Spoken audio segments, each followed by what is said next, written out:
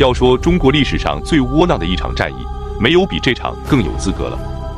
皇帝亲率20万大军，100多位大臣随行，御驾亲征。结果，皇帝成了对方的俘虏，文武百官50多人被杀，20万军队伤亡过半，最精锐的3大营毁灭于此。本期视频，我们就用沙盘推演的方式，一起走进土木堡之战。1439年，拓欢去世，他的儿子也先成为瓦剌的首领，拥立黄金家族成员霍托布花为可汗。短短几年之内，他向西攻击哈密，威逼明朝西北边境；向东攻击乌梁哈，于1445年彻底击败了乌梁哈3卫。自此，瓦剌疆域从西北一直横跨到东北，统一了蒙古各部，成为大明最强有力的对手。朝中大臣屡次上书朝廷，陈述也先崛起的危害，但并未引起英宗皇帝的重视。1449年7月，瓦剌骑兵兵分4路，从不同的方向对明朝发起进攻。第一路由蒙古大汗霍托布花率领，与乌梁哈部一同进攻辽东；第二路攻击甘州；第三路攻击宣府；最后一路由也先亲自统领攻击大同。战争就此全面爆发。也先的攻势异常凶猛，大同守军连连失利，纷纷告急。朝廷派出驸马景元出兵作战。景元是一个很有能力的将领，他的出征缓和了当时的紧张局势。然而，就在他出征后的第2天，皇宫里传出了一个重磅的消息：皇帝要御驾亲征，朝野震动。在太监王振的怂恿下，朱祁镇要效仿他的祖父朱棣，北击蒙古。所谓兵马未动，粮草先行。按照常理，这种规模的战役，调兵遣将、筹备粮草，少说也要几个月。然而，朱祁镇的20万大军出发准备的时间只用了5天。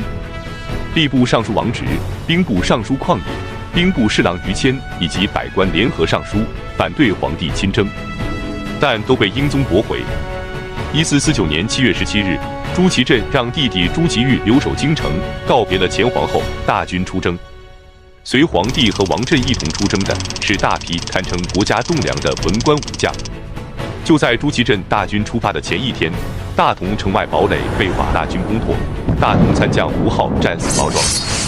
大同守军出城与也先交战，结果在洋河口被也先击败，3万大军全军覆没。总兵宋英战死，即有大将石亨单骑逃回，随军太监郭靖躲在草丛装死，才逃过一劫。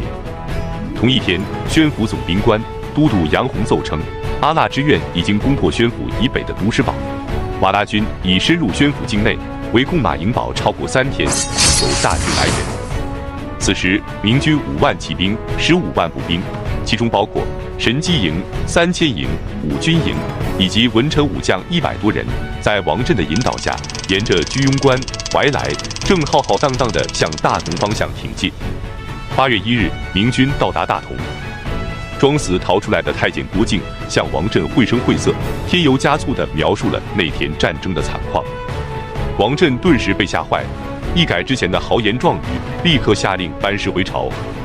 此时大军刚刚到达大同，如果能及时撤回是有点丢人，但也不至于有更严重的后果。可是王振偏偏要搞出点花样来。王振的老家在玉县，当时属于大同府的管辖范围，于是他决定请皇帝到自己的家乡去看看，这样他就可以在自己的家乡好好炫耀一番。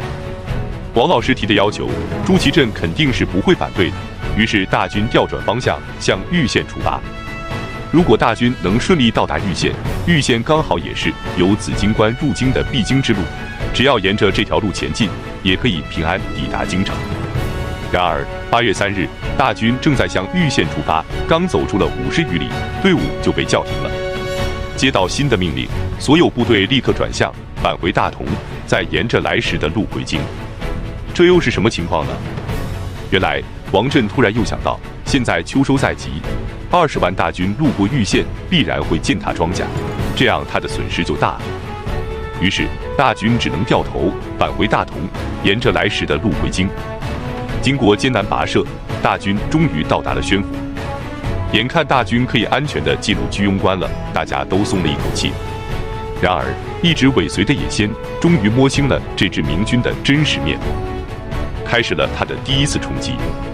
明军也发觉了野先的企图，立即派朱勇带5万骑兵进行阻击，结果5万人中了2万人的埋伏，大明骑兵全军覆没。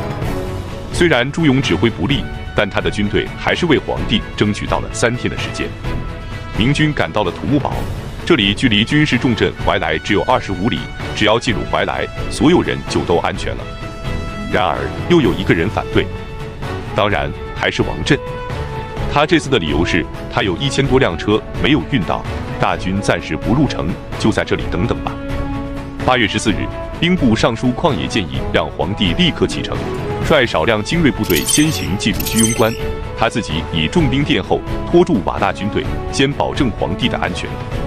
但遭到朱祁镇的拒绝。就这样，明军失去了最后一个脱困的机会。野先终于赶到了。8月14日夜，野先突然发动攻击，明军猝不及防，全军败退。但由于人数众多，野先不敢过于深入。明军趁此机会结成紧密队形，挖掘壕沟，准备长期作战。8月15日，野先大军完成了对土木堡明军的合围，切断了明军营地上游15里处的溪流，20万大军断水断粮。就在这种情况下，野先突然派人前来议和。王震十分高兴，立刻派出曹鼐参与和谈，似乎是为了表示诚意。野先还把军队先行后撤。熟知兵法的兵部尚书旷野冷静地进行了分析，他认为这肯定是野先的诡计，千万不能轻信，应该固守待援。然而，会不会兵法不重要，重要的是谁有指挥权。王震充分发挥了自己的愚蠢，犯了最后一个错误。他根本不顾及瓦剌军是否真的撤退，就命令大军立刻跃出壕沟去取水。不出旷野所料，大军出发仅3里，野先撕毁了刚刚签订的合约，率部突然对明军发起攻击。经过长期奔波，20万大军被王震反复折腾，士气全无，终于彻底的崩溃了。明军阵脚大乱，四散奔逃。野先的骑兵横冲直闯，战场上尸横遍野。护卫将军樊中在乱军中拼杀之际，看到了惊慌失措的王震，难压心中的怒火，他赶上前去，扯住了王震，用手中的铁锤锤烂了王震的脑袋。王震终于不会再瞎指挥了。可是为时已晚，朱棣麾下第一名将，大明帝国的军神，已过70旬的四朝老臣，英国公张辅，在乱军中遇害，尸骨无存，一代名将就此殒命。驸马景元、兵部尚书旷野、户部尚书王佐、侍郎丁炫、王永和以及内阁成员曹鼐、张毅等50余人全部被杀，明军伤者过半，战死1/3，丢弃的战马、盔甲、兵器数不胜数，数十年之积累，数十年之人才就此一扫而光。明英宗朱祁镇面对刀丛剑雨，表现得异常冷静。敌军将他送至野先的营帐，得知大明皇帝居然成为手下俘虏，欣喜若狂。复兴蒙元的希望之火又在他的胸中熊熊燃烧起来。至此，土木堡之战结束。